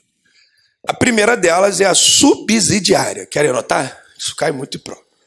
Então, eu já sei agora os requisitos. Agora eu tenho que ver as espécies de pedido, né? A primeira é a subsidiária. Mas esse julgamento é interessante. Subsidiária. O que é isso? Que cumulação de pedido é essa? Subsidiária. Essa está no artigo 326. Essa é interessantíssima. Quando que eu posso fazer um pedido subsidiário? Quando o juiz nega um, ele passa a análise do outro. Então, exemplo, para entrar na justiça tem que pagar. Eu tenho que pagar as custas processuais. Mas eu posso pedir gratuidade? Posso. Então eu falo assim, requer a gratuidade de justiça. Ou, subsidiariamente, as custas ao final. Ou, subsidiariamente, parcelamento das custas. Ou, subsidiariamente, dá um desconto aí, que o novo CPC autoriza o juiz a dar desconto nas custas. Então, veja, eu pedi gratuidade, caso o juiz negue, pedir para pagar o final. Se o juiz não me autorizar a pagar o final, pedir para parcelar. Se ele não deixar parcelar, eu peço um desconto. Então, sobre as custas, eu posso fazer 4 pedidos. Tranquilo até aqui? Outro exemplo, eu quero a guarda do meu filho. Unilateral. Ou, subsidiariamente, a compartilhada. Ou, se tu não me der a guarda ou não deixar eu compartilhar, pelo menos deixa eu ver meu filho aí. Ou, subsidiariamente, aquela regulamentação de visita. Então, o que é pedido subsidiário? Quando o juiz nega um, ele passa a análise do outro. Vamos à leitura, por gentileza. Nosso nobre relator aí, artigo 326. Isso aí. Aliás, nós treinamos a última turma aqui do TJ, essa foi uma das questões do TJ. Aliás, a do TJ foi até mais fácil, que o do TJ falou que o cara queria dano moral e dano material. Pode? Pode. E o TJ perguntou se qual era a espécie de cumulação. Essa é simples. Aí o gabarito era cumulação simples. Ele pediu uma coisa que era independente da outra. Não tem nada a ver. Então, cumulação simples. Dano material, dano moral. Uma outra cumulação que é interessante é a espécie de cumulação sucessiva, que é diferente da subsidiária. Sucessiva. Espécie de cumulação sucessiva. Na sucessiva é diferente. Um pedido depende do outro. Depende. Exemplo, a ação de investigação de paternidade. Caso ele seja o pai, quero alimentos. Agora, tem como eu pedir os alimentos antes da investigação de paternidade? Não pode. Por quê? Porque ali o pedido é sucessivo. Então, a ação de investigação de paternidade cumulada com alimentos, em caso positivo da investigação. Tudo certo? Essa daí é o quê? Uma acumulação sucessiva. Um pedido depende única e exclusivamente do outro pedido. Tranquilo até aqui? São várias espécies, só vou falar as principais aqui para a gente avançar, senão eu posso ser demitido aqui do curso. Terceira espécie, alternativa. Terceira espécie é alternativa. Então, a outra espécie de cumulação de pedidos é a espécie alternativa. Nesse caso, o requerente ele está satisfeito com uma ou outra alternativa. Então, na alternativa, ele está satisfeito com um ou outro. Exemplo, artigo 18 do Código de Defesa do Consumidor. Artigo 18 do Código de Defesa do Consumidor. Então, lá no Código de Defesa do Consumidor, diz que o produto apresentar um vício, você deixa lá na assistência técnica, 30 dias para solucionar o vício. Se não solucionar em 30 dias, o consumidor pode fazer alternativamente um dos 3 pedidos. Ou ele pede o dinheiro de volta, ou ele pede a substituição do produto, ou ele pede a diminuição do valor. Então, esse é o pedido alternativo. Me dá uma coisa ou outra, eu saio daqui o quê? Satisfeito. E, por fim, aí é que caiu na prova TJ, é a espécie de acumulação simples. O que é a espécie de acumulação simples? Um pedido independe do outro. Exemplo, dano moral, dano material. Beleza? Tranquilo até aí? Não, mas poderia citar aí o Código Civil, alimentos e investigação de paternidade. Aí eu não lembro o artigo de cabeça. Foi? Tranquilo até aqui? Beleza, hoje a gente vai até tarde, vai dar um intervalo aí, 10 horas, né? Vamos seguindo. Então, pode acumular pedido? Depende. Tem que obedecer quantos requisitos? 3. Compatibilidade, juízo competente e mesmo procedimento. Quais são as espécies de pedido? Subsidiário, alternativo, sucessivo, simples e aí por diante. Beleza? Regra do jogo aqui. Aí no edital de vocês, vai ter um tópico aí que é do juiz. Vê aí se não tem. Do juiz. Nesse edital organizado aí. Do juiz, né? Quando a gente fala aí do juiz, quando nós falamos do juiz, em regra, estudamos o artigo 139 do Código ao 148. Eventualmente, eu posso colocar algum artigo aqui que esteja divergente aí do edital organizado. Aí vocês seguem esse aí. Esse aí eu estava com o computador do lado. Aqui fui dormir 4 horas da manhã. Então, assim, às vezes pode até me corrigir. Fala, professor, aqui está o artigo tal, beleza? Assim como ela interagiu, fica melhor. Senão o cara fica meio sozinho aqui, dá até sono. Então, às vezes eu vou lembrando os artigos e vou tacando, mas pode ser que eu erre, esqueça um. Então, do juiz. Qual é a regra do jogo aqui? Quando o autor ele faz os pedidos, A regra do jogo é que o juiz só pode me dar aquilo que eu peço, aquilo que eu pedi. Obrigado, meu irmão. Aquilo que eu pedi. Essa é a regra. Essa é a regra. Essa é a regra do jogo. O juiz só pode me dar aquilo que eu pedi. Aquilo que eu pedi, ele pode me dar. O que eu não pedi, ele não pode me dar. Agora, aqui no processo também existe lá o que o professor Jean chama, professor de português, de elipse. Também tem aqui. Aqui no processo também tem pedidos que são subtendidos, né? Eu falava no último encontro que a aula de português, dependendo do professor e do tema da aula, tem que ter uma paciência, assim como os mediadores têm. Quem é a nossa mediadora aqui mesmo? Nossa mediadora não veio hoje? Está ali a nossa mediadora. Não, tem que ter, a senhora faz yoga, alguma coisa? Pilates? Então, normalmente, os mediadores são aqueles que têm os boletos todos pagos, não tem um boleto atrasado, tudo faz yoga, né? O mediador tem que ser um cara bem calmo, né? E, dependendo da aula de português, também tem que ter essa certa paciência, né? Joana foi à padaria e comprou pão. Quem comprou pão? Joana, né? Eu não preciso falar Joana foi à padaria e Joana comprou pão. Preciso falar isso? Não. Então, no Código de Processo também tem coisas parecidas. No Código de Processo também tem coisas bem parecidas com isso. Então, existem pedidos no processo que, mesmo que eu não tenha pedido, o juiz pode me dar. E o mais interessante do processo, que eu falava para vocês, o direito é muito interessante, né? Muito bonito, o direito é lindo demais. Eu não quis fazer isso, Deus me livre. Na hora da frente do ministro vai falar que quis fazer isso. Lá na rede social fala que quer, mas aqui no Supremo não quer, né? Então, tem uma coisa interessante aqui. Anota aí. Olha que interessante isso aqui. Pedido não é o que se pede. Anota aí. O direito é muito bonito, né? Pedido não é o que se pede.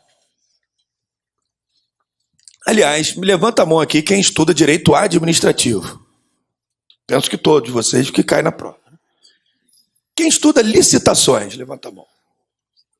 Levanta a mão quem estuda licitações. Só quem vai fazer a prova do TJ tem que estudar licitações. Pedido não é o que se pede. Se eu narrar numa petição inicial 9 páginas dizendo que houve dano moral e lá na última página eu esquecer de pedir o dano moral, o juiz pode me dar o dano moral? Pode. Por quê? Anota aí. Pedido não é o que se pede. Pedido é o que se postula. Então, pedido não é o que se pede. Pedido é o que se postula. Pedido não é o que se pede. Pedido é o que se postula. Olha o que diz o artigo 322, parágrafo 1º. Olha que interessante. O juiz, quando ele for interpretar o pedido, ele tem que olhar só a última página do processo? Não, ele tem que observar o conjunto da postulação.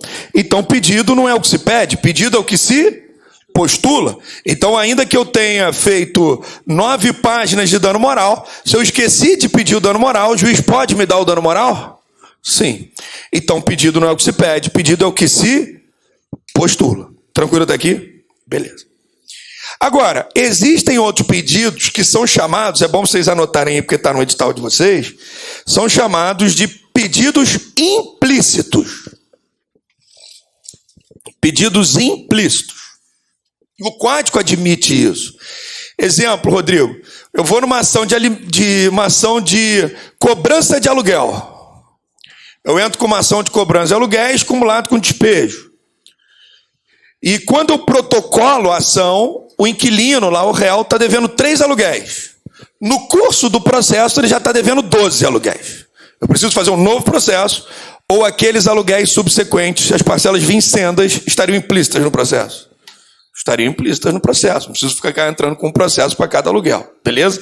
Então, isso é considerado o quê? Um pedido implícito. Então, primeiro exemplo de pedido implícito: obrigações de trato sucessivo. Essas obrigações de trato sucessivo serão consideradas incluídas no pedido? Olha o que diz aí o artigo 323. Artigo 323, o que diz aí? Na ação que tiver por objeto o cumprimento de obrigação e prestações sucessivas, essas serão consideradas incluídas no pedido, Isso, independentemente de declaração expressa do autor, e serão incluídas na condenação, enquanto durar a obrigação. Perfeito. No processo, deixar de pagá-las ou de consigná-las. Então, exemplo, cobrança de aluguéis, alimentos. Pedi 2 meses de alimento, mas no curso do processo vai se acumulando. Preciso ficar renovando os pedidos? Preciso fazer novas ações? Não, está incluído aí no pedido, porque a obrigação é uma obrigação de trato sucessivo. Outro que é incluído. O advogado, como regra, tem direito a 3 tipos de honorários. Um deles é os honorários sucumbenciais, onde a outra parte é que paga, não é o teu cliente que paga, a outra parte é que vai te pagar. Esses honorários de sucumbência, mesmo que o advogado não peça, o juiz pode condenar? Pode. Então, existem outros 3 pedidos que também são implícitos. Querem anotar? Juros. Então, nós estamos falando de pedido, petição inicial, pedido. Pedido implícito. Juros, correção monetária e honorários de sucumbência. Juros, correção monetária e honorários de sucumbência. São pedidos implícitos, né? Você não precisa pedir condenação em juros.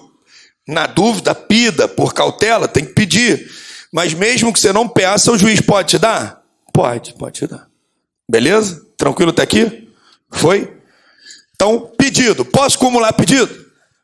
Depende. Posso acumular pedido? Depende. Depende de quantos requisitos? 3. Os pedidos têm que ser compatíveis, o juízo tem que ser o mesmo competente, tem que ser adequado ao mesmo procedimento. Precisa ter conexão? Não, porque são apenas 3 requisitos. Aí eu tenho lá as espécies de acumulação de pedido: alternativo, sucessivo, simples, subsidiário. Beleza? O que é a subsidiária? Quando o juiz nega um, ele passa a análise do outro. Beleza? Tranquilo. Então, protocolei minha petição inicial, sei que as partes lá, e o autor é parte no processo, se submetem às regras do jogo. Uma delas são os deveres das partes. Não pode a parte empregar expressões ofensivas e injuriosas, senão o juiz de ofício pode caçar a palavra ou mandar arriscar. Mas a certidão é a pedido do requerimento. Quando eu dou entrada na petição inicial, eu já vou ter o processo. Quando eu tenho o processo? Quando eu tenho o protocolo. Artigo 312. Aqui na petição inicial, eu tenho que identificar o autor? Tenho que identificar o réu? Tem que botar a qualificação toda do réu? Completa? Tem ou não tem? Qual é a regra? Sim. Posso botar o apelido do réu? Mas a regra é o nome todo. Mas eu posso botar o apelido do réu? Mata Rinto, sei lá, João da Escova? Pode ou não posso? Pode botar, não tem problema não. Se eu não tiver a qualificação completa do réu, do autor, eu tenho que ter, porque ele me contratou. Se eu não tiver do réu, eu posso pedir para o juiz diligenciar para me ajudar?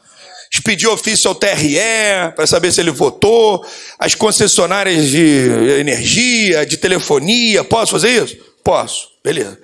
Então vocês concordam que nesse momento da petição inicial eu já sei quem é o réu? Sim. Eu vou sempre saber quem é o réu aqui? Não. Existem casos aqui na petição inicial que eu não sei quem é o réu. Quer ver um exemplo? Eu moro num apartamento e meu apartamento está com vazamento. Eu chego e ligo para o síndico. Síndico, está um vazamento esquisito aqui no apartamento, do teto. Aí o síndico fala: olha, isso aí, a culpa é da vizinha de cima, porque ela trocou o banheiro de lugar, botou a sala no banheiro, o banheiro na sala, e deve ser um problema da vizinha. Eu chego para a vizinha de cima: vizinha, tem um problema lá embaixo, o problema é teu. Meu? Meu não é não, nem fiz obra no meu apartamento. Estranho, o síndico falou que fez. Aí eu chamo um pedreiro meu e falo: cara, esse vazamento está vindo aí de algum lugar, mas não consigo identificar. Do teu apartamento não é. Até vi aqui, tem um cano aqui que me parece estar vazando. Agora eu não sei se esse cano é do apartamento de cima, se esse cano é do prédio. Eu não sei de quem é esse cano. Tem um cano aí. E agora? Minha pergunta é: pode acontecer casos que eu tenha que processar alguém que eu não saiba quem é? Sim. O que eu faço? O que vocês acham? É um risco, porque se eu processar o condomínio e o condomínio provar que não foi ele, eu perco e ainda tenho que pagar o condomínio. Coitado do meu cliente, vai continuar com vazamento devendo o condomínio, né? Quem falou isso? Acertou. Como regra geral, eu utilizaria o artigo 381 do Código de Processo, né? Eu faria uma produção antecipada da prova, pediria uma prova pericial ali, dependendo da prova pericial, eu vou lá e processo ou o condomínio ou a síndica, ou não processo ninguém. Pode ser que a perícia fale, e esse cano é teu mesmo. Mas pode acontecer casos de que no momento da propositura da ação eu não consiga identificar com precisão o réu. Nesse caso, o mais aconselhável é não entre na justiça. Se pudesse dar um conselho, fica quieto, não entra na justiça. Você não sabe quem é o réu, vai entrar na justiça. E pode acontecer também de você colocar o réu errado. Aliás, o Kibe, né, que é um amigo nosso comum, quando o pai dele faleceu, eu fui morar, já dei até esse exemplo aqui em outras turmas, eu fui morar com ele, era muito meu amigo, o pai e ele, eles eram muito apegados. Acabei indo morar com ele um período para dar uma força, né, espiritual. E naquela época eu tinha um carro interessante e ele de noite pegou o meu carro, saiu com o carro. Ele atropelou uma senhora na saída do Guanabara e nunca me contou aquilo. Depois de uns 10 meses chegou uma ação, eu era o réu. Porque a placa do carro é meu nome, né? E como ele não prestou socorro e o carro era esfumado, ele foi embora e não me contou. Quando chegou, eu falei, estranho, nunca atropelei ninguém. E ele falou, eu falei, puta merda, não te contei. E o artigo 927 do Código Civil diz que aquele que causa dano ao outro é obrigado a reparar. Quem causou o dano fui eu ou foi ele? Foi ele. Quem deveria ser réu na ação? Ele. Mas o autor me colocou como réu porque a placa do carro estava no meu nome. Então, lá na contestação, lá na peça de defesa, eu, como réu, vou ter que falar o quê? Qual é a minha tese de defesa ali? Ilegitimidade. O que eu vou falar? Falar, olha, está faltando uma das condições da ação. Eu não tenho legitimidade de causa ordinária para figurar no polo passivo, porque não fui eu que atropelei. Eu não quero julgamento de mérito, eu quero o processo seja extinto, sem analisar a pretensão. Beleza? Só que eu sabia quem tinha atropelado? Sabia quem tinha atropelado. O que acontece ali? Toda vez que o réu sabe, não é parte legítima da ação, mas ele sabe quem é, o que ele tem que fazer? Abre aí, artigo 338, ele tem que indicar. Então nós estamos falando aqui ainda de condições da ação, de legitimidade. De legitimidade. Aliás, essa causa foi interessantíssima, que nós ganhamos a causa. E aí vou explicar para vocês depois aqui. Então, o que diz aí nosso nobre relator? Artigo 338. Se o réu alega sua ilegitimidade e ele tem conhecimento de quem é a parte legítima, ele tem obrigação de falar? Tem. E nós falamos. Falei para a autora da ação. Aliás, foi interessante que eu fui à audiência de conciliação mesmo sem ser o réu.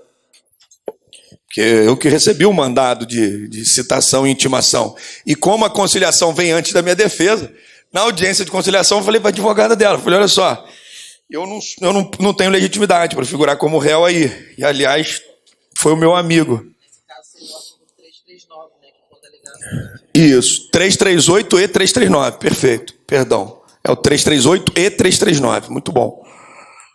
Com a palavra aí, vamos para a leitura do 339. Beleza, aí eu indiquei. Porque se eu sei e não indico, eu vou ter que ser responsabilizado por isso. Indiquei. Falei para a advogada da senhora, da velhinha lá. Não sou eu.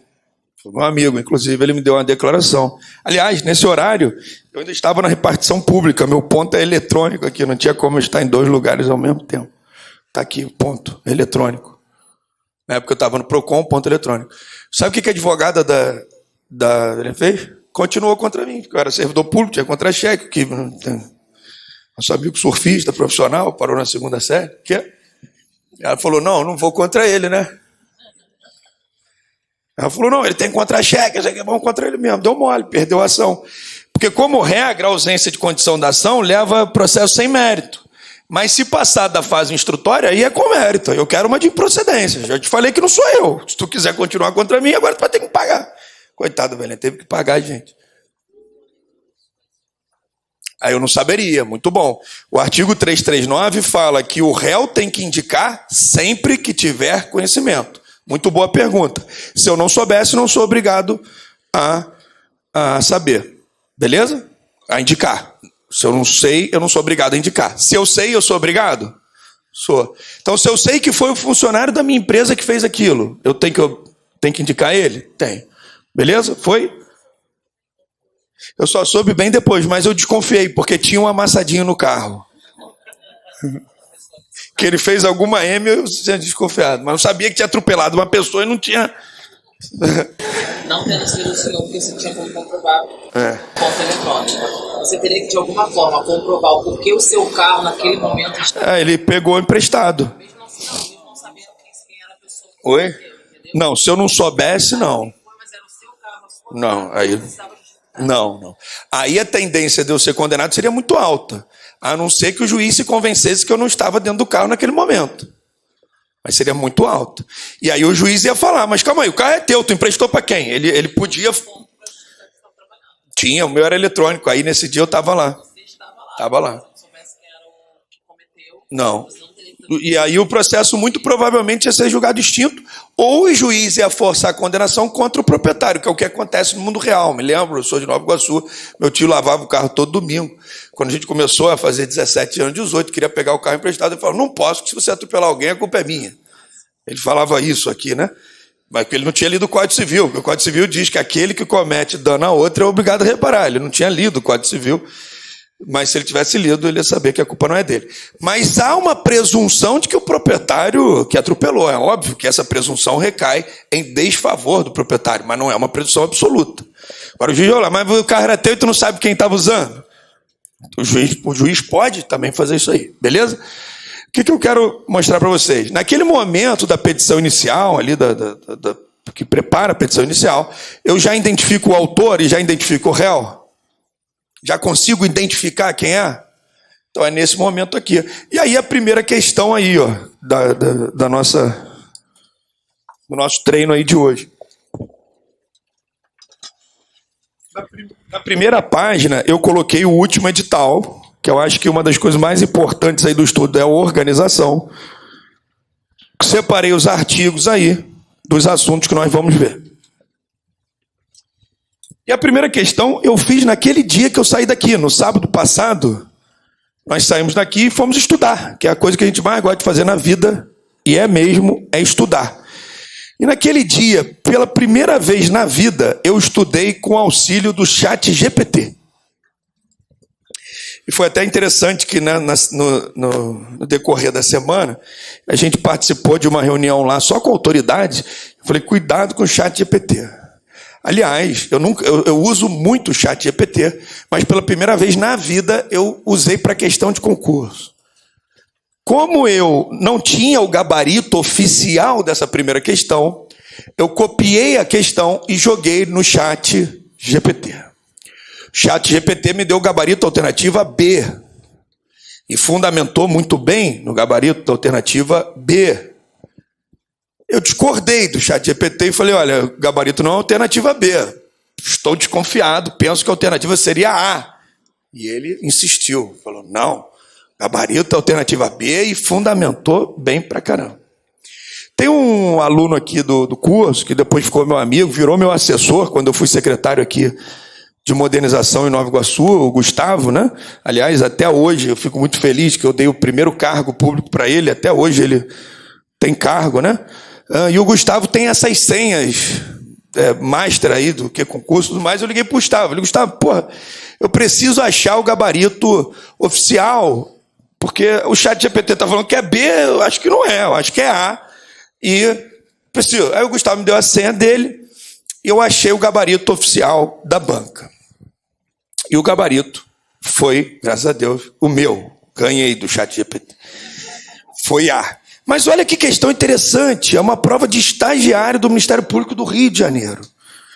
Todas as questões aqui eu não inventei, são pré-existentes. Olha o que diz a primeira questão. Dentre os atos processuais abaixo mencionados, aquele que se identifica pela primeira vez o réu como parte na demanda é aqui. Aonde que eu identifico o réu na demanda? Na petição inicial, é o gabarito. O GPT insistia na B, com muito fundamento. Eu acho que estudar com o ChatGPT, nosso nível vai para outro nível, é muito hard, porque eu acho que, com todo respeito a quem estuda, ou meus colegas de processo civil, eu não conseguiria ter aquele diálogo com nenhum ser humano, a não ser que seja, um cara muito esperto em processo civil. Então, o estudo ele foi para outro nível. Agora eu estou viciado em estudar em ChatGPT, só que eu nunca vou acreditar 100% no que ele me fala e eu sempre vou pesquisar. Mas 2 lições eu tirei dali. A primeira lição é que o nível de estudo, eu fiquei impressionado. Assim, hoje em dia, todas as informações estão com muito fácil acesso. Né? O nível de debate foi encantador. Eu acho que, se eu puder, eu vou debater todos os dias com ele. E a segunda lição, nunca devemos acreditar. E aquilo instiga a inquietação intelectual. Porque, como eu já não acredito nele mesmo, eu vou ter que procurar, vou ter que pesquisar, vou ter que debater com alguém. E aí isso estimula muito a tua inquietação, porque eu fiquei puto ali. Eu falei, ele está insistindo na B. E ele fundamentava na B. Ele falava, não, é citação, porque quando o réu é citado é que o diário é feito. Eu falei, poxa, mas a pergunta está aqui, quando é identificado. E aí, quando eu descobri o gabarito original, eu fundamentei para ele. Falei, olha, a petição inicial, o processo, ele existe quando tem o protocolo. E o artigo 319 do Código de Processo diz que o autor tem que identificar o réu aqui, tem que qualificar o réu. E aí ele falou, não, obrigado, você tem razão. No final, ele... Que negócio fantástico, né, cara? Ele tinha razão. Ele falou assim, você tem razão. Reconhece. Que bonitinho, né? Fica até... Queria dar um presente para ele. Mudou. Aliás, eu não tenho rede social, mas nesse dia eu postei no WhatsApp aí mesmo. Falei, galera, toma cuidado, que eu estava impressionado com aquilo. Falei, caraca, toma cuidado, meu irmão. Ele deu o gabarito errado aqui. Mas apesar dele ter dado o gabarito errado, ele debateu comigo aqui, maneiro pra caralho. Quase me convenceu. Eu falei, meu irmão, será que eu estou ficando maluco aqui? Mas como eu faço muitas questões, erro muito pouco. Eu falei, é raro eu errar. A lide, a relação processual. E os efeitos em desfavor do réu é a partir dessa citação. Só que ele não perguntou, ele falou, quando que eu identifico o réu? Eu identifico aqui. Questão filha da mãe, para estagiário. Agora, se mudar essa questão, quando que os efeitos são operados em desfavor do réu? Aí é a partir da citação. Quer ver o negócio? Pega o artigo 240 aí. A gente está na primeira questão aí. Olha que questão interessante. Olha o artigo 240. Então, cara, essa questão é uma puta de uma pegadinha mesmo. É uma questão maneira, bem elaborada. Olha aí, ô samurai. Primeira questão. Quando você identifica o réu na demanda? Gabarito A. Eu identifico aqui na petição inicial. O que diz aí nosso nobre relator, artigo 240? A citação válida, ainda quando ordenada por juízo incompetente, induz litispendência, torna litigiosa a coisa e constitui mora o devedor, ressalvado no artigo 397. Então, o que ele está falando aí? Se a citação é válida, a partir dali ela vai operar efeitos. Então, o réu é identificado na demanda com a distribuição da petição inicial. E aí eu vou ter a partir do protocolo da petição inicial. Já sei quem é o réu. Agora, os efeitos em desfavor do réu é só a partir da citação. Professor, aí se ele tivesse especificado réu legítimo, seria a partir da contestação apresentada? Não, citação. Não, ele não é obrigado a contestar, né? A contestação é um ônus processual, ela é uma faculdade processual. O réu não é obrigado a contestar. Ele pode ir para a audiência de conciliação e fazer um acordo. Ele não é obrigado a contestar. Muito boa pergunta. Então, protocolou a petição inicial, eu já tenho o processo. E aí depois aqui ele vai ter que vir para uma distribuição. Vai ter que vir aqui para uma distribuição. Essa distribuição aí, você vai anotar em artigo 284 a 290 e também o artigo 59. Todo processo tem distribuição, certo ou errado? Errado, só se eu tiver mais de um juiz. Vamos ao artigo 284 aí, para leitura. Vamos acelerar um pouquinho aí, tá? Não ferrou, olha onde a gente está ainda no processo. Artigo 284. O que diz aí? Todos os processos estão sujeitos a registro, devendo ser distribuídos onde houver mais de um juízo. Então, onde tiver mais de um juízo, primeira vara e segunda vara, tenho que distribuir? Tenho. Senão, apenas registra. Beleza? Então, segunda fase aqui do processo é a distribuição ou registro. Beleza? Tranquilo? Distribuição ou registro. Outro importante aí é o artigo 59, que é aqui que vai ter a prevenção. Foi distribuído, vai para a mesa do juiz, vai para a conclusão. O que é a conclusão? É a mesa do juiz. É a mesa do juiz, vai para a conclusão. Qual é o prazo mesmo em conclusão? 1 dia, nós já vimos isso. O prazo aqui é de 1 dia. 1 dia. 1 dia. Artigo 228, né, do Código. Artigo 228, prazo de 1 dia.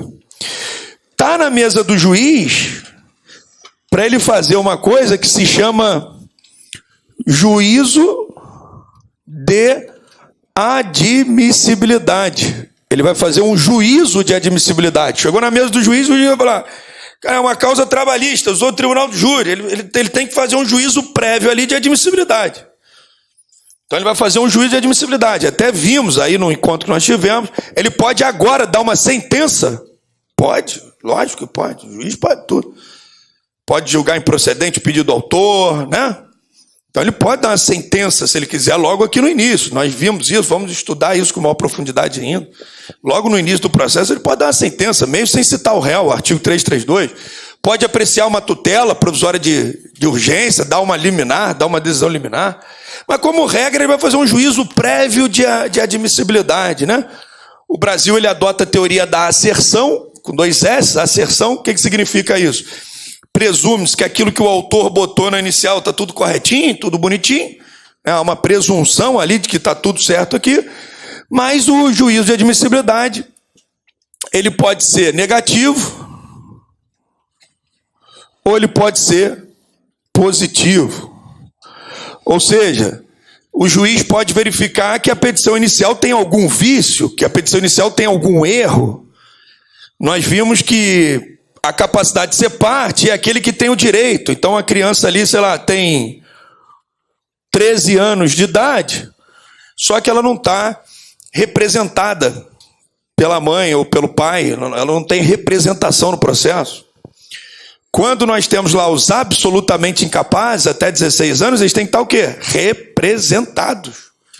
De 16 até 18, ele tem que estar assistido. Mas a criança entrou com 13 anos e não está representada, dependendo do ambiente onde ela vive.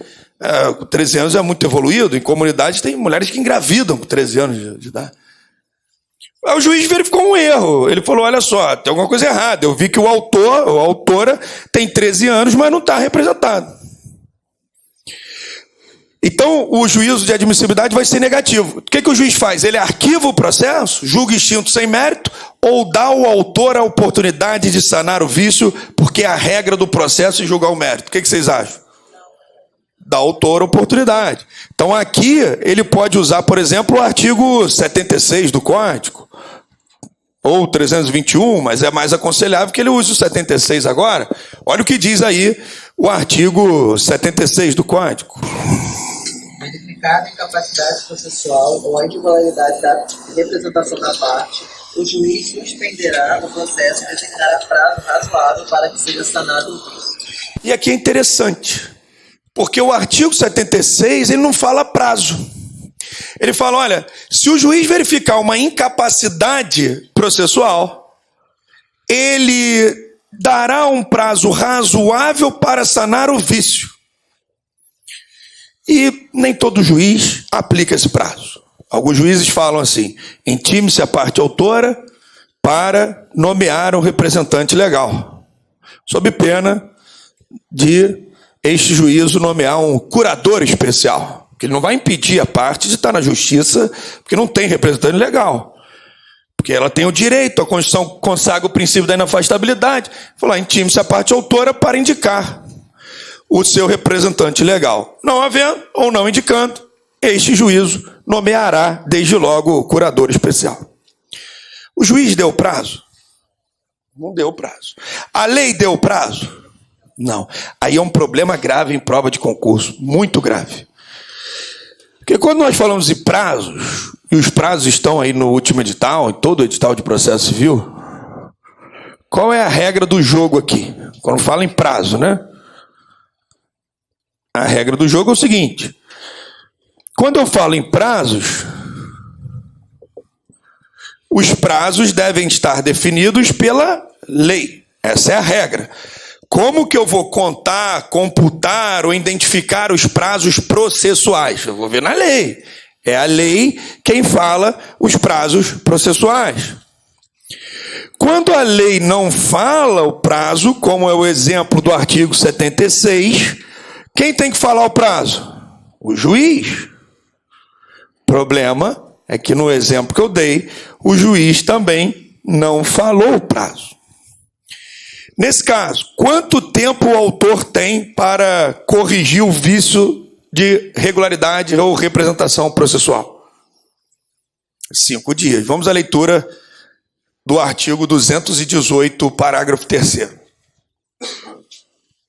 Então, regra de prazo, lei. É a lei quem fala o prazo. Então, exemplo, intime-se o réu para apresentar contestação. O juiz falou o prazo? Não, mas qual é o prazo? 15 dias, porque a lei falou. O que diz o parágrafo 3º do artigo 218? Inexistindo preceito legal ou prazo determinado pelo juiz, será de 5 dias o prazo para a prática de ato processual a cargo da parte.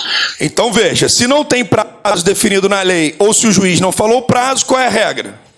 5 dias. A grande pegadinha de prova é quando o juiz não fala o prazo, mas a lei fala. Ao autor em réplica. O juiz falou o prazo? Mas qual é o prazo? 15 dias, artigo 350. Então a gente tem que... o processo civil é a matéria mais fácil do direito. Só que tem uma coisa que é difícil dentro de processo: decorar os prazos. Decorar prazo, decorar o tempo dos atos, a forma de contar o prazo é chato pra caramba. Fui intimado sábado, como é que hoje com processo eletrônico acontece. Então a forma de contar os prazos é muito difícil. A gente vai chegar lá na aula de prazo, a gente vai trabalhar casos concretos, mas é difícil. Então, regra do jogo, prazo, está na lei. Se não está na lei, o juiz fala. O juiz não falou e a lei não falou, qual é o prazo? 5 dias. Então, cuidado com o artigo 76, porque o 321, ele fala o prazo. O que diz aí o artigo 321? O juiz, ao verificar que a petição inicial não preenche os requisitos do artigo 319 e 320, ou que apresenta defeitos e irregularidades capazes de dificultar o julgamento de mérito, determinará que o autor, no prazo de 15 dias, a emende ou a complete, indicando com precisão o que deve ser corrigido ou completado. A gente falou também isso. Agora ele indica de forma genérica ou com precisão. Até eu falei para vocês que o desembargador fazia um risco assim ou ele fazia assim, lembra disso? Então ele indica com precisão. Agora olha que pegadinha essa questão de prova aqui. Se a petição inicial apresentar algum vício, o juiz aplica o 321 ou o 276? Depende do vício. Se o vício for de regularidade processual ou capacidade da parte, ele aplica qual? 76 e não tem prazo. Se o vício é um vício formal porque não estão preenchidos os requisitos do 319, ele aplica qual? 321 e o prazo são 15 dias. Então aqui, cara, pegadinha máxima em prova. Chegou aqui no juízo de admissibilidade, o juízo é negativo. Beleza, já sei que ele tem que dar prazo para corrigir, isso é regra. Ele não pode julgar extinto o processo sem dar oportunidade. Isso aí é mole, todo mundo aprendeu. Todo mundo. Agora eu tenho que ver qual é o vício. Qual é o vício? Se o vício é meramente formal, esqueceu de falar se quer conciliação, esqueceu o e-mail do autor, ele usa o artigo 321. Qual é o prazo? 15 dias. E ele indica com precisão o que deve ser corrigido ou emendado. Se é um vício de capacidade ou representação processual, ele vai para o artigo 76. Tranquilo? Beleza, moleza aqui. Tem mistério. Tranquilo. Está errado, manda corrigir. Não é isso? Agora, tem que ver qual é o erro. Se é um erro meramente formal, 15 dias. Agora, ele poderia dar 15 dias no 76? Poderia, mas a lei não fala. Mas ele poderia dar 15, 17, 13, 14, 18. Beleza? Se ele não der prazo, eu aplico qual prazo? 5 dias.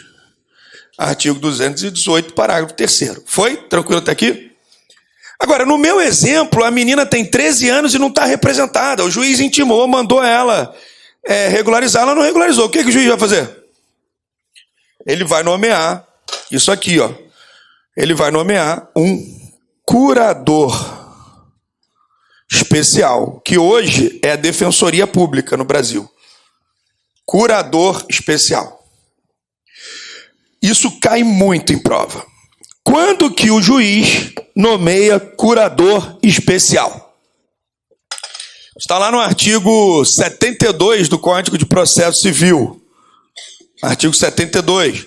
Ele vai nomear curador especial em 3 casos. Apesar de serem 2 incisos, são 3 casos. Primeiro caso é o caso do incapaz. No caso de 13 anos, ela é absolutamente incapaz. Mas o juiz vai nomear curador especial para qualquer incapaz? Não, não. Ele só vai nomear curador especial para o incapaz em 2 casos. Está na lei. Você nem anotou que está na lei. Primeiro caso, quando o incapaz não tiver representante. Sei lá, morreu o pai e a mãe da menina. E aí? Beleza? Então, quando o incapaz não tem representante, o juiz nomeia o quê? Quando o incapaz não tem representante, o juiz nomeia o quê? Curador especial. Quem é o curador especial? Defensoria. Agora, pode ser que o incapaz tenha representante, só que o interesse do representante vai de encontro, vai contrário ao interesse do incapaz. Então, sei lá, o pai morreu, a mãe herdou tudo, o incapaz também, consequentemente, e a mãe está vendendo tudo. Comprando, botando aquelas bocas, aquelas coisas que, né? Que é avatar, né? Rapaz, tem gente que fica avatar mesmo. E aí está colidindo com o interesse do incapaz. Nesse caso, o juiz pode nomear curador especial, mesmo que o incapaz tenha representante? Sim. Então, vamos de novo. Quando que o juiz nomeia curador especial? Quando o incapaz não tem representante. Existe algum caso que, se o incapaz tiver representante, o juiz pode nomear curador especial? Pode. Quando o interesse do representante colidir com o interesse do incapaz. Depois, o Brasil protege muito quem está preso, né? Tem que tomar cuidado com quem está preso. Quem está preso, não era para estar preso, né, meu irmão? Tem que dar auxílio reclusão, tem que dar dignidade para o preso, né, meu irmão? Então, tem um outro caso que o juiz também nomeia curador especial para o réu que tiver preso. Coitadinho, está preso, Mas é qualquer réu preso? Não. É o réu preso revel. Quem não é do direito, a gente já vai estudar isso aí. Revelia a ausência de defesa. Quem não se defende no processo é chamado de revel. Beleza? Então vamos lá. Qual é a outra hipótese do juiz nomear curador especial? Réu preso. Qualquer réu preso? Tem que ser réu preso o quê? Revel. E depois o réu citado por hora certa, que não se defendeu, que também foi revel. Nosso nobre relator aí, com a palavra, artigo 72. O juiz nomeará curador especial ao incapaz, se não tiver representante legal ou se os interesses desses colidirem com o daquele, enquanto durar a incapacidade. Inciso 2. Réu preso revel, bem como ao réu revel citado por edital ou com hora certa, Isso aí. enquanto não for constituído o advogado. Isso aí, é edital ou hora certa. Beleza? Então, cuidado, que são 2 incisos, mas são 3 hipóteses, tá? Porque o inciso 2 traz 2 hipóteses aí. Réu preso revel, bem como, né, no mesmo inciso, aquele citado por edital, hora certa, que não constituiu o quê? Advogado. Tranquilo? Eu estudei que o juiz não poderia instituir um curador especial se caso o réu fosse citado por edital, porque presumiria que ele não saberia da... É porque no direito penal é diferente. No direito penal é muito parecido com o direito de família. O direito penal, a citação ela é personalíssima. Tanto que no direito penal, se você tem a sentença penal, nem o advogado pode ser intimado. Tem que ir lá na presídio intimar o cara. Lá tem uma diferença. Lá a intimação é pessoal, é personalíssima. Tá? Aqui no processo civil, não. Eu posso ter poderes para receber intimação. O processo penal é todo diferente. O processo penal até usa o processo civil. Se você pegar o artigo 3º do Código de Processo Penal, diz que a norma processual penal admite interpretação extensiva e analógica. Eles vêm para o processo civil a todo momento, mas não necessariamente. O exemplo foi agora, essa semana, o interrogatório lá do Bolsonaro lá e dos generais. Né? É interessante até como é que foi, porque no processo penal, ainda como no processo de trabalho, ainda vigora o sistema da mongolice, né? Que é o sistema de reperguntas. Você não pode falar com quem está na tua frente. Não sei se vocês observaram isso, alguém assistiu. Mas no direito penal e no direito trabalhista ainda é assim, ó.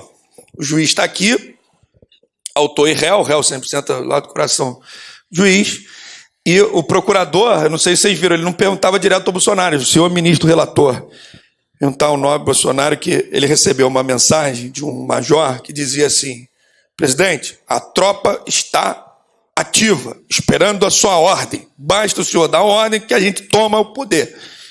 Mas não teve tentativa, não. Isso aí só foi uma coisa bem assim, sei lá, tomar o poder em casa. Ele está falando de fazer um café da manhã com a mulher.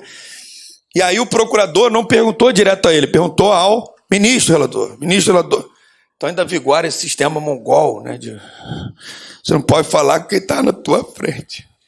Já no CPC, não. No CPC, a gente pode perguntar direto à testemunha, direto ao autor.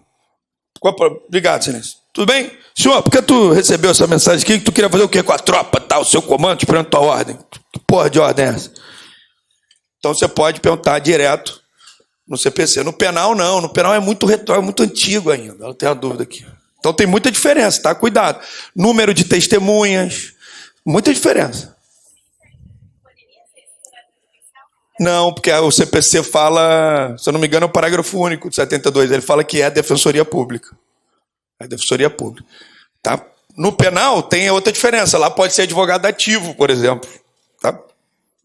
Então, o curador especial aí. É o parágrafo único?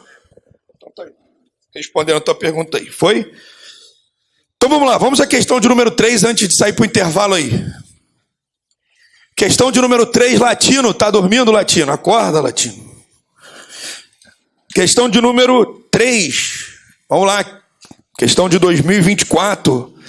Banca Quadrix. Uma prova aí para advogado. Vamos lá. Questão de número 3 diz assim, ó.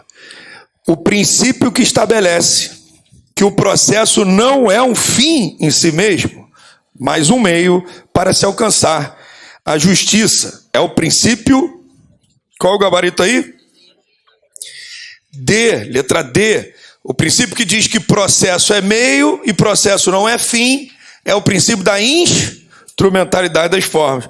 Eu não sei como é que veio a questão de vocês, mas tem umas linhas abaixo aí? Tem. Então, eu coloco essas linhas para você anotar o artigo, né? Que tem um macete para estudar para concurso que é interessante. Eu estudo mais os artigos mais cobrados. Né? Uma coisa óbvia, mas é interessante. Então, vai sempre anotando os artigos que a gente for fazendo as questões ao longo dessas aulas. Na véspera da prova, procura reler esse artigo aí, tá bom? Que é o que caiu na prova, beleza? Anota aí 2 artigos importantes para essa questão. O artigo 188 e o artigo 277. Caiu, leu. Se caiu, tem que estudar aí, beleza? Pulei. A gente já vai voltar aí para 2. Tranquilo? Então, questão de número 3. Vamos aí a 2 aí, que tem gente que fica nervoso. Pô, saiu da 2, né? Foi para 15 direto. Sei lá. Vamos para 2 aí logo, antes que dê merda. Vamos embora.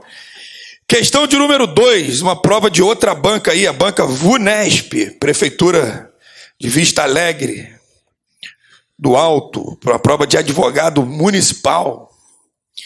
O artigo 2º do Código de Processo Civil estabelece que o processo começa por iniciativa da parte e se desenvolve por impulso oficial, salvo as exceções previstas em lei. Entre outros princípios, esse artigo faz menção ao princípio da inércia. É muito fácil, o processo é uma coisa muito tranquila. Eu acho que talvez por isso a gente não quisesse fazer a 2. Qual o gabarito? C. Qual é o artigo aí? Artigo 2º do Código de Processo Civil, artigo 2º. Artigo 2º do Código de Processo Civil. Sem querer atrapalhar aí, mas vamos à questão de número 8. Antes aí do intervalo, né? Questão de número 8. Alô, Latino? Cadê você, Latino? Questão de número 8. É desse ano, 2025. Com base no Código de Processo Civil, o juiz nomeará curador especial ao, alternativa A, réu revel em qualquer cenário. Não. Tem que ser preso, ou citado por hora certa, ou citado por tal. B, então são 3 cenários, né? B, réu citado que não constituiu advogado. Não, é o réu preso. Ou o réu citado por hora certa e edital, não é qualquer réu. C, ao réu incapaz. Não, porque o incapaz é o incapaz que não tenha representante ou que o interesse do representante colidir. Qual o gabarito aí? D, ao réu preso, revel. Beleza, o cara que está preso não se defendeu, ele vai ter direito ao curador especial. Beleza? Estamos dando intervalo aí, bota uma música aí do Pose do Rodo e a gente já volta. Valeu. O artigo é o 72. E bota o Damasceno aí também dançando o MC Pose. Foi? A gente já volta aí, você que está em casa, deixa um like aí, clica, deixa os comentários aqui, vambora.